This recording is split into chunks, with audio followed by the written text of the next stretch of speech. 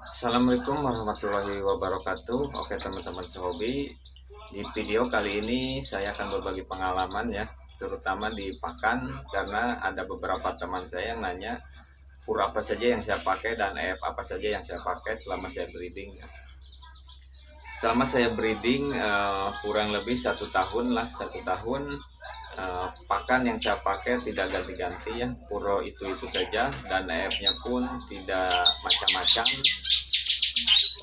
Nanti saya perlihatkan pur apa saja yang saya pakai dan apps apa saja yang saya pakai, dan juga campurannya juga akan saya jelaskan, takarannya berapa banding berapa. Dan di sini juga saya akan menjelaskan bagaimana caranya supaya indukan ciblek kita yang breeding ya, ciblek kita yang kita breeding itu tetap makan pur. Karena dari beberapa kasus bahwa ciblek yang kita breeding itu ketika udah masuk kandang breeding biasanya tidak lagi mau makan pur. Nah biasanya kenapa indukan itu tidak mau makan pur? Biasanya ketika masuk kandang breeding, karena kita mau indukan itu cepat produksi, kita dikasih EF yang berlebihan, atau dalam kurung banyak ya, dikasih EF yang banyak. Sebenarnya nggak perlu banyak-banyak ya dikasih EF, cuman harus rutin saja, sebenarnya harus rutin saja. Kalaupun sehan ciblek yang udah masuk ke kandang breeding,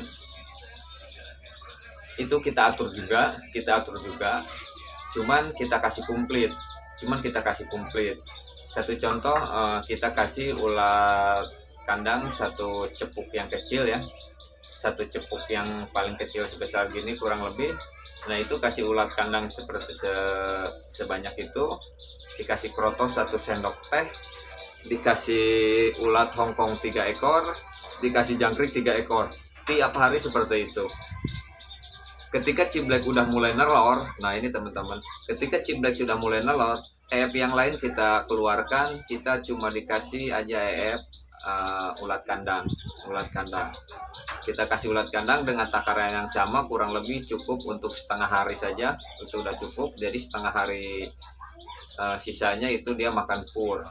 Nah ketika indukan ciblek itu udah mulai ngeram, EF itu bisa kita lepas sama sekali, kita bisa lepas, kita cabut, nggak dikasih EF pun nggak jadi masalah.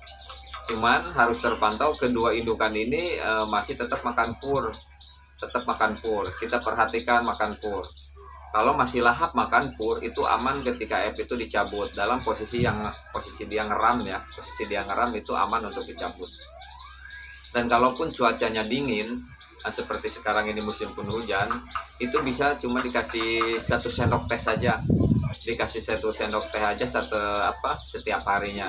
Itu bisa dikasih tiap pagi, dikasih ulat kandang ya, cuma 1 sendok teh aja. Itu ketika cuaca lagi dingin ya, atau musim penghujan. Tujuannya untuk menjaga burung ini biar tetap sehat ya,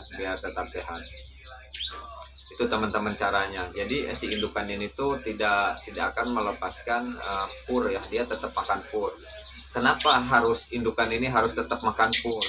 Nah kita harus jaga-jaga ketika kita susah mencari EF, seperti yang saya alami sekarang ini.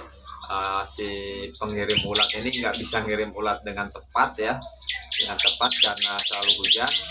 Karena katanya kalau ulat kandang ini kena hujan dia bisa mati, dan memang ya betul juga, kalau ulat kandang ini kena air tuh dia mati ya.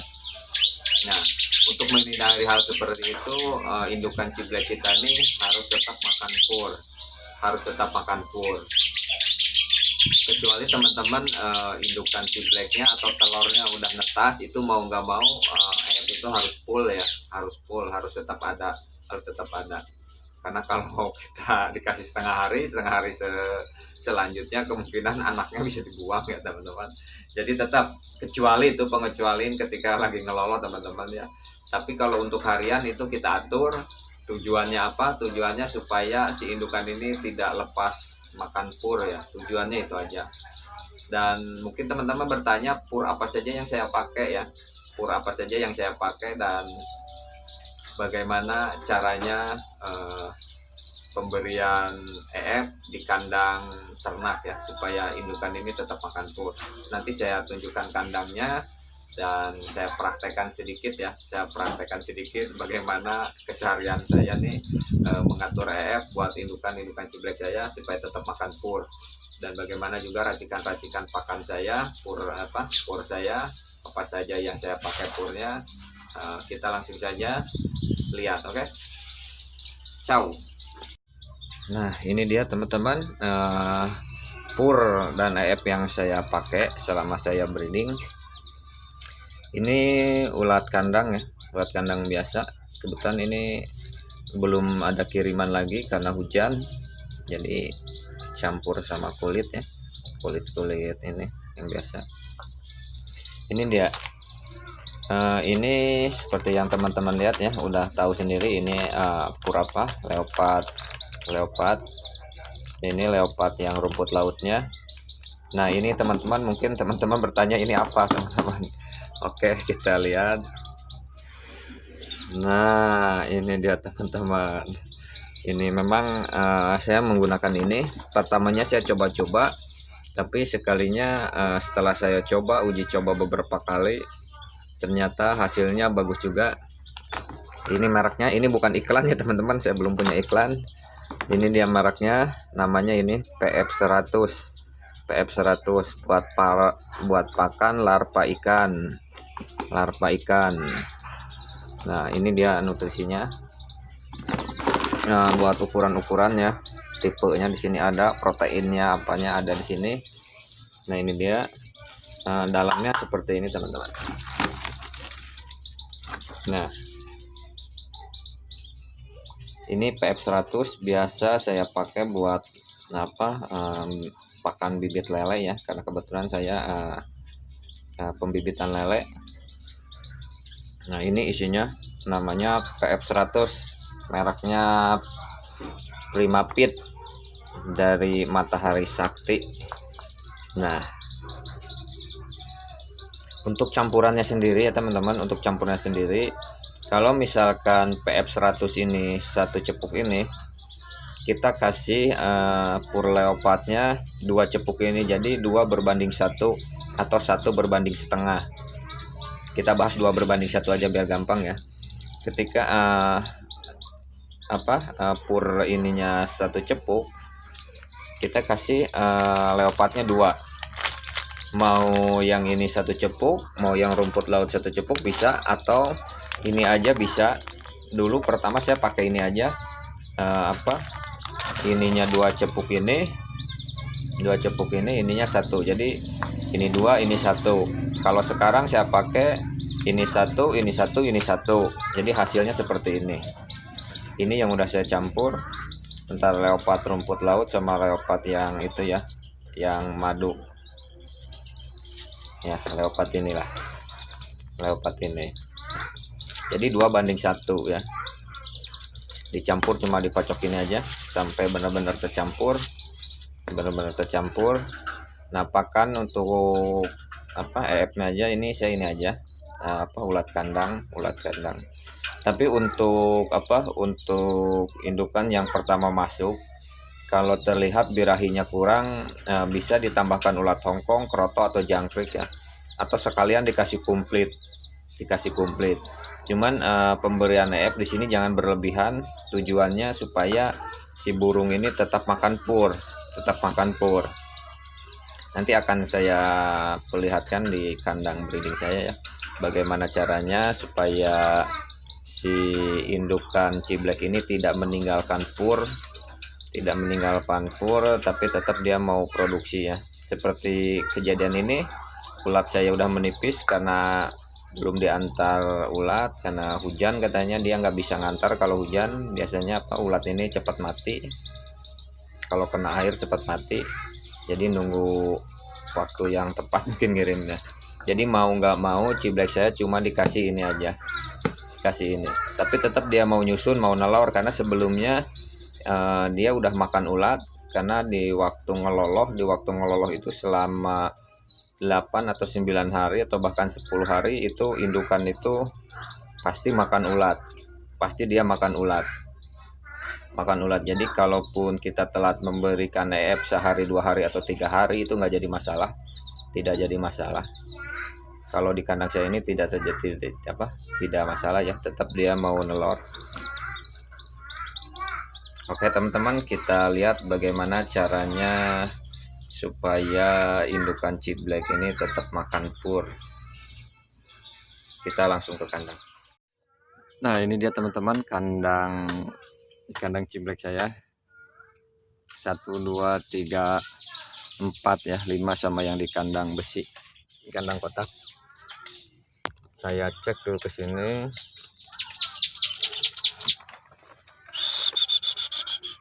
Kita lihat.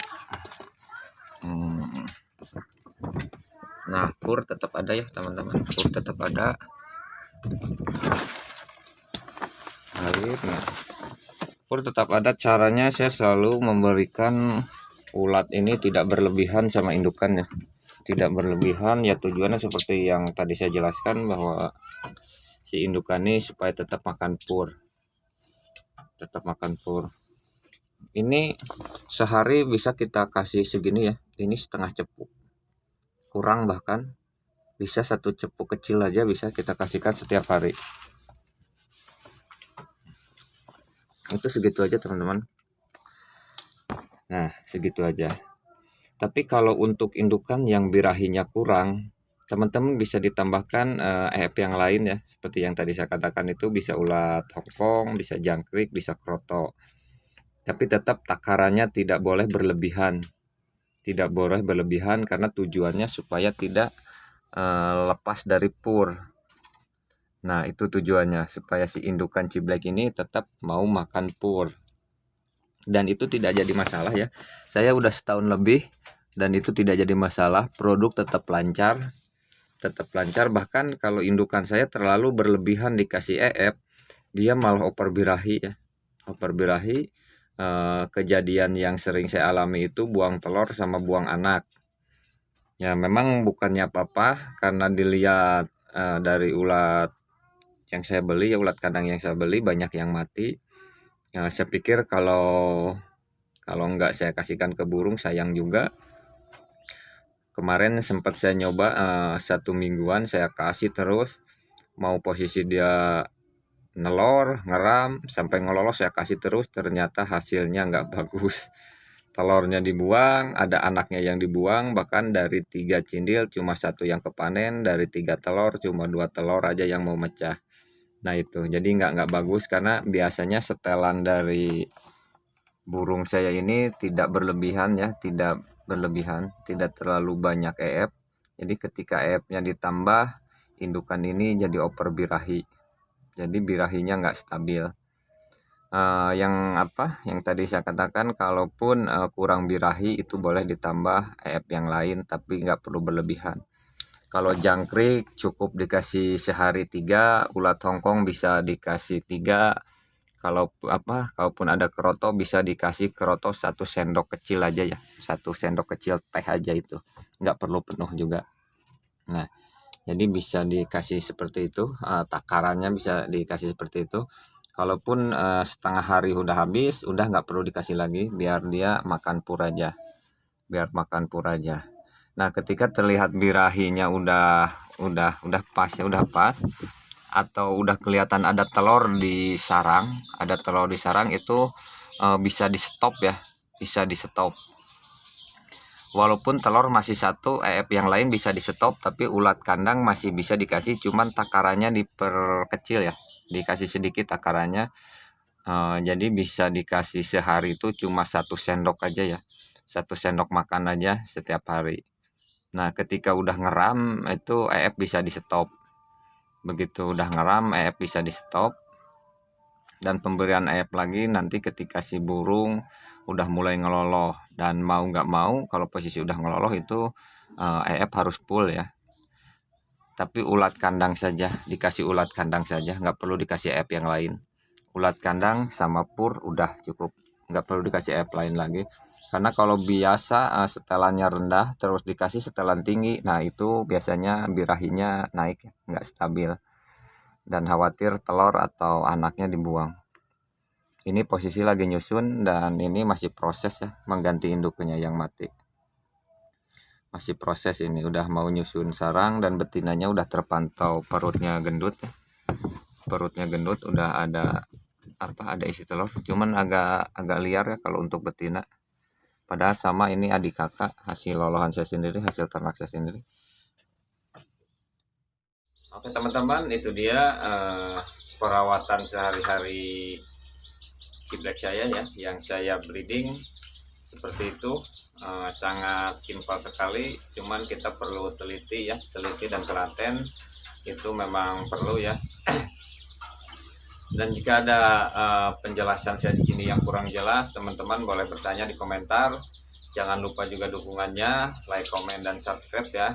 Di share ke teman-temannya, bagus juga. Siapa tahu ada teman di antara teman-teman kita yang memang mau mencoba breeding dan memakai pakai cara yang saya pakai. Nah, boleh di share ya. Dan teman-teman juga boleh request apa saja ya yang di seputaran ciblek yang mau teman-teman ketahui. Insya Allah kalaupun saya bisa, saya akan bikin videonya lagi, atau teman-teman boleh cuma bertanya di komentar juga, nggak jadi masalah ya. Mudah-mudahan saya bisa menjawabnya. Ke teman-teman satu hobi, salam ciblek Kalimantan. Peace.